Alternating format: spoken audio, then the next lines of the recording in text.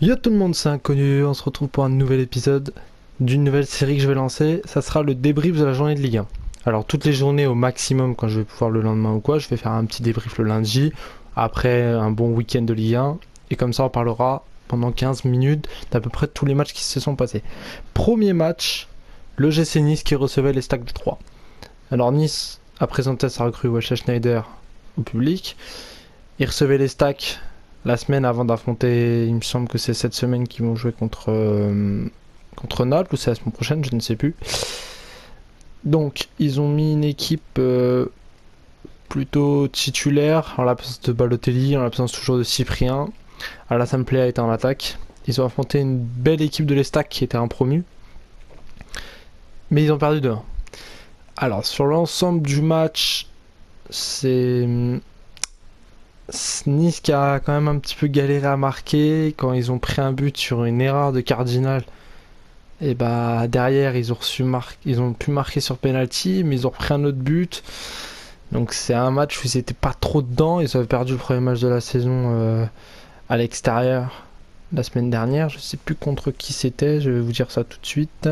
Ils avaient joué contre Saint-Etienne, ils avaient perdu 1-0, c'était le match après leur retour de Ligue des Champions, donc bon, ils avaient plus la tête à la qualif que à ce match-là. Là, ils viennent de perdre, ça fait 2 défaites, ça commence à sentir moyen, mais faut pas s'alarmer, c'est que le début du championnat, faudra attendre fin septembre pour voir où ils sont placés.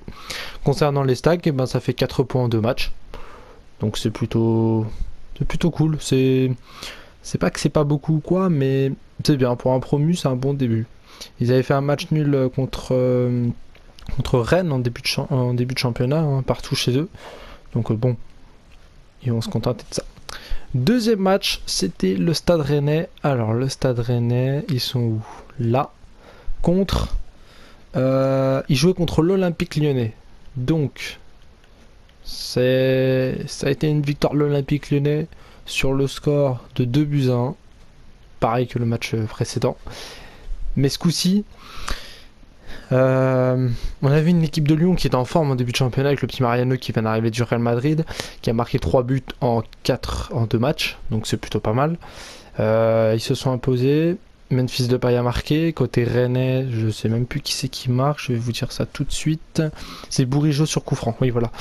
Donc, alors, côté lyonnais, on voit une équipe qui est en forme, qui est prête physiquement, il semblerait, des individualités qui commencent à créer un petit collectif malgré les gros départs. Il y a eu des recrues, Bertrand Traoré à droite, Fekir qui est remis dans l'axe en meneur de jeu, Mariano en pointe et Memphis à gauche. Ça commence à ressembler à quelque chose, un quatuor offensif qui montre des qualités sur le terrain et qui montre de l'envie, et je pense encore avec des automatismes, ça peut être encore plus... ça peut être monstrueux dans quelques semaines. Je l'espère. Après, peut-être que ça sera peut-être pas le cas, on verra. Ensuite, côté Rennais, là on voit quand même quelque chose de qui est régulier chez eux. L'attaquant de pointe, il n'y a pas de buteur. Ils ont du Diakabi, ils ont du Giovannicio, ils se sont retrouvés avec Bounassar. Non, pas Bounassar, Ismail Assar ou quelque chose comme ça, je sais plus, Sar. Acheté 15 millions, je crois, au FC Metz. Là, ils se le retrouvent en pointe. On voit tout de suite que ça va pas du tout, c'est compliqué, c'est vraiment laborieux le Stade Rennais, et j'ai peur que cette saison ce soit encore une déception parce que ils ont du mal à trouver le petit truc. Je crois que la première journée de Ligue 1, le Stade Rennais, ils avaient fait match nul, voilà, c'est eux qui avaient fait match nul contre les Stacks. Donc je crois que ça va être compliqué, ça va être très compliqué cette saison. Troisième match, le FC Nantes qui recevait l'Olympique de Marseille. Alors, Nantes, on va mettre l'OM, c'est où? C'est là, voilà. Alors, le FC Nantes, qui avait perdu son premier match à Lille contre le Lille de Marseille BSA 3-0 et qui recevait l'Olympique de Marseille, vainqueur 3-0 de Dijon la première journée. Alors, le score final, 1-0 pour Marseille. Bon. C'est un match un peu particulier parce que le FC Nantes a quand même connu 3 blessés en moins de 30 minutes de jeu, donc les 3 changements ont déjà été faits. Diego Carlos a fini le match en mode Beckenbauer avec une écharpe pour tenir son épaule. L'Olympique de Marseille a eu du mal dans le jeu, il y a eu du... un peu, comment dire... il n'y a pas eu assez de... trop de prudence. Ils n'ont pas assez osé pour essayer de marquer un but. Et je trouve ça dommage parce qu'ils avaient quand même... ils ont quand même des qualités offensivement, hein, Germain, Payet, etc. Là, c'était Zambo Anguissa qui remplaçait Sanson, donc peut-être que c'est pour ça aussi, parce que Sanson c'était le meilleur passeur de l'OM la saison dernière et le meilleur passeur du championnat. Mais je pense que ça a manqué un peu de lien. Et on voit que celui qui marque, c'est Lucas Ocampos rentré en cours de jeu. Alors oui, sur le cafouillage, il met sa main ou quoi, je ne sais pas. Hein. Moi, je vais pas juger l'arbitre. Bon, il fait ce qu'il veut, quoi. Mais c'est un but. Et on voit que c'est quand même sur un but, sur un cafouillage. Alors que Nantes était quand même... Depuis 30 minutes, il n'y avait plus de changement, quoi. Donc je pense qu'il y avait moyen de faire quelque chose d'autre. On voit quand même que Steve Mandanda derrière a été sauvé par sa barre transversale sur une tête de Emiliano Sala. Donc je pense que c'était compliqué. Je pense que c'est un match compliqué et Marseille s'en sort bien de ce guêpier. Autre match, le TFC qui recevait Montpellier. Alors le Toulouse Football Club qui évoluait pour son premier match à la maison. Hop, et Montpellier qui sont... C'était où Montpellier ? C'est là. Voilà, donc le TFC qui joue son premier match à domicile. Victoire 1-0, but de Diorma sur penalty. Alors on a une équipe de Toulouse où Duprat demande des renforts, Pascal Duprat, parce qu'il voit qu'il manque quand même pas mal de choses. Et je vois que c'est quand même une équipe qui a quand même une attaque pour la Ligue 1, c'est pas mal. Hein. Corentin Jean, Andy Delors, c'est des bons joueurs. Après... Jimmy Diorma c'est pas mal, Alexis Blanc au milieu ça peut être pas mal, la défense c'est pas mal. C'est une équipe qui est globalement cohérente. Voilà, hein, Lafont, Julien, Diop, etc. C'est quand même des joueurs cohérents. Mais je pense qu'il manque quand même des joueurs. Après, côté Montpellier, ça commence à sentir mauvais, même s'ils ont gagné le premier match. Mais on voit une équipe qui est... Pourtant, sur le papier, c'est une belle équipe, il y a des bons joueurs. Mais je sais pas ce que va pouvoir faire Derzakarian, le coach. Parce que j'ai l'impression qu'il manque toujours ce petit truc, la petite justesse dans les passes, etc. Et je m'inquiète un petit peu pour Montpellier, même si on sait très bien qu'ils vont s'en sortir, mais j'aimerais qu'ils montrent quelque chose d'autre, et surtout, avec l'équipe qu'ils ont, les joueurs qu'ils ont sur le terrain, il y a moyen de faire quelque chose. Il y a quand même des bons joueurs. Autre match, le Stade Malherbe de Caen, qui recevait... non, ça c'est le Sporting. Le Stade Malherbe de Caen, qui recevait l'AS Saint-Etienne. Alors, c'était le premier match de Caen à domicile, hommage à Stéphane Paille, qui est mort fin juin. Saint-Etienne se déplaçait, premier match à l'extérieur. Après une victoire 1-0 contre Nice, ils ont récidivé en gagnant 1-0 contre le Stade Malherbe de Caen. Dans le jeu, il y a du mieux par rapport à l'année dernière comparé à Galtier. Je vous conseille d'écouter ce qu'a dit Dabo, qui a dit que il y avait du mieux. Même Amouma qui dit que là maintenant ça s'amuse. Donc voilà, il y a du mieux par rapport à ce que fait Galtier.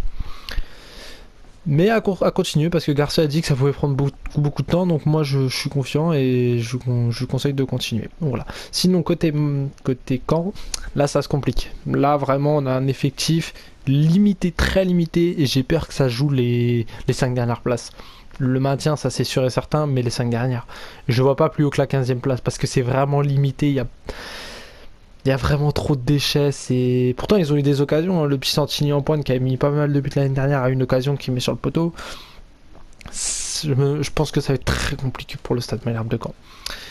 Après, les Girondins de Bordeaux recevaient à domicile le FC Metz. Alors, match important pour Bordeaux. Il fallait sortir la tête de l'eau du match un peu moyen contre le Angers.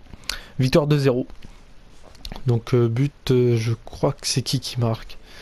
J'ai pas donné le buteur stéphanois, il me semble.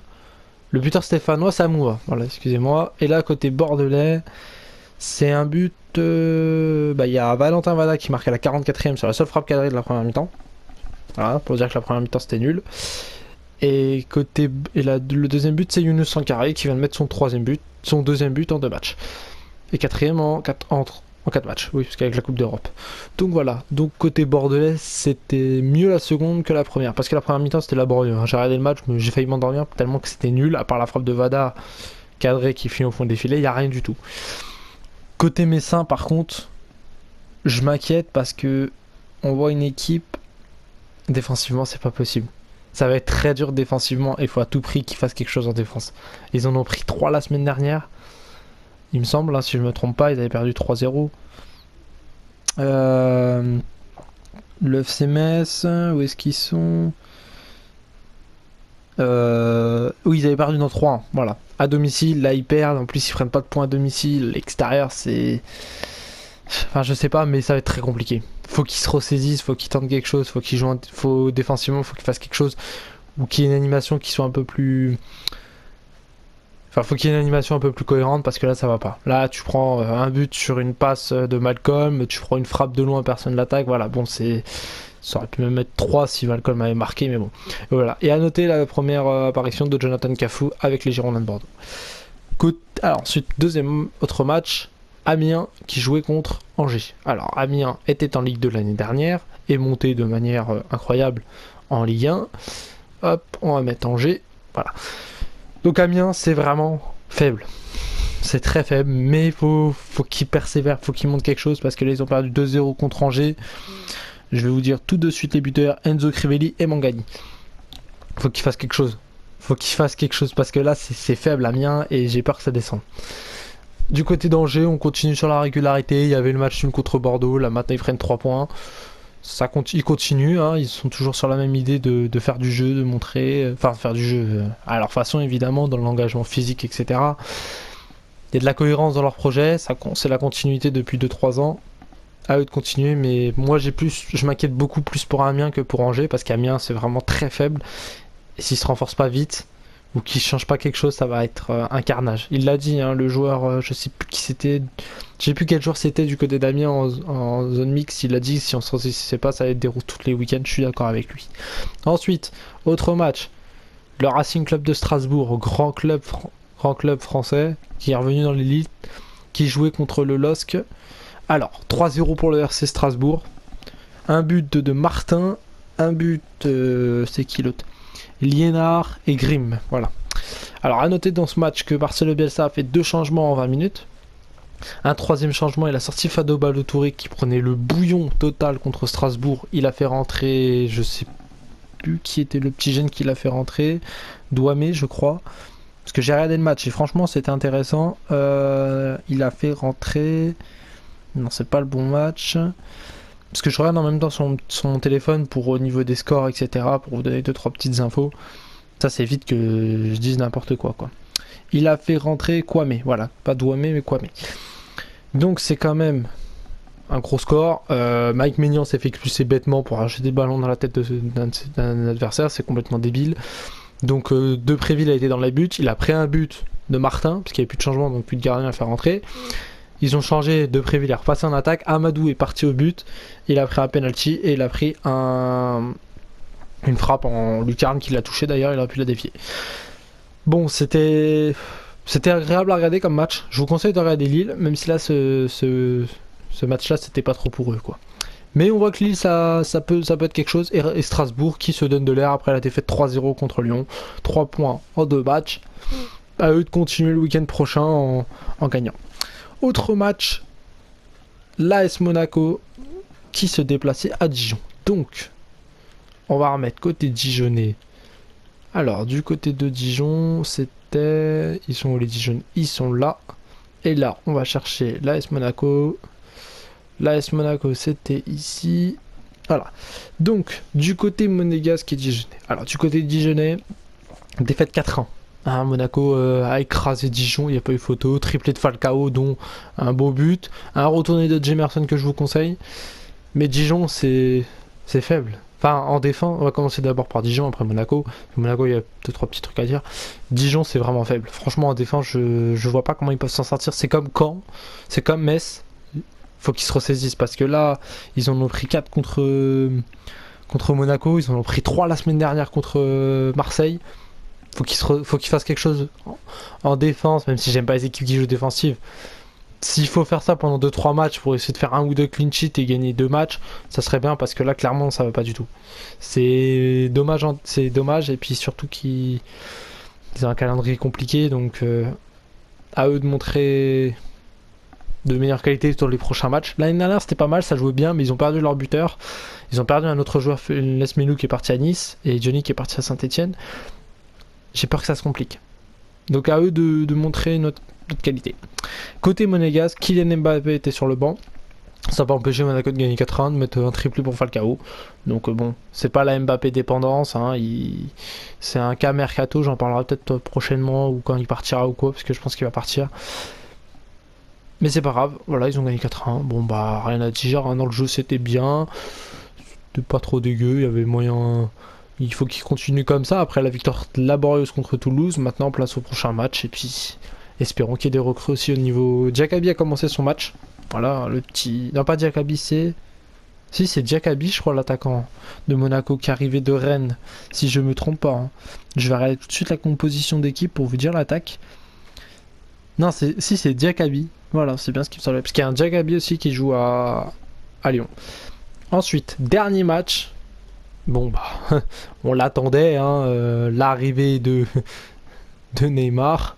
Neymar contre. Alors, c'était l'en avant Guingamp qui recevait le Paris Saint-Germain.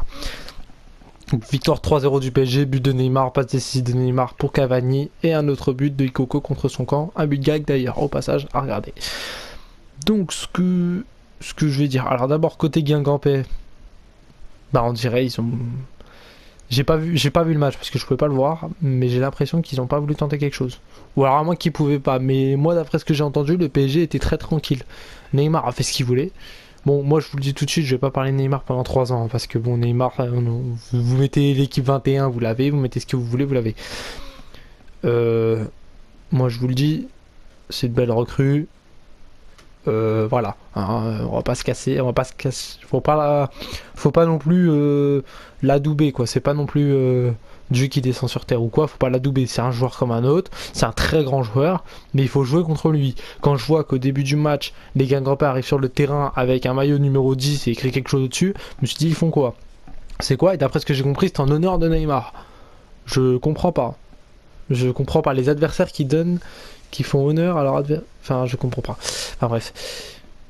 Mais bon, pour continuer le petit débrief, Guingamp a été bon les 45 premières minutes, je pense. Ils ont réussi à tenir le PSG, mais en seconde mi-temps, le PSG a accéléré et puis a marqué quoi. Enfin, voilà, c'est le PSG. Ils ont montré leur qualité et puis c'était fini quoi. Bon, sur ce, le petit débrief se termine. On se retrouve pas la semaine prochaine parce que je vais être en vacances. Je vais essayer de le faire le week-end de la 4ème journée. Voilà, donc. Ou peut-être samedi soir. Pour les matchs du samedi, ou je sais pas. Peut-être vers 2h, 3h du matin. Je sais pas, je vais voir, franchement. Je sais pas trop. Voilà, si ce petit concept vous a plu, voilà, je donne mon avis. Donnez-moi votre avis aux commentaires pour ceux qui regardent les matchs, tous les matchs. Les supporters marseillais, lillois, stéphanois, tout ce que vous voulez, hein, donnez-moi votre avis. Voilà, parce que moi je vais regarder beaucoup Lille cette saison parce que j'aime bien, je vais regarder le PSG parce que il y a Draxler, j'ai envie de voir ce que ça va montrer avec Neymar. Mais je sais, j'allais dire que j'allais pas parler de Neymar, mais je vais voir ce que ça vaut. Je regarde Bordeaux parce que c'est mon club de cœur, je vais regarder peut-être Nice, Lyon, les gros chocs de Monaco, Strasbourg peut-être, je sais pas, je vais voir. Je vais essayer de regarder un peu plus de matchs parce que c'est plus intéressant, donc voilà. Sur ce, bah moi je vous laisse et je vous dis à la prochaine. Allez, salut!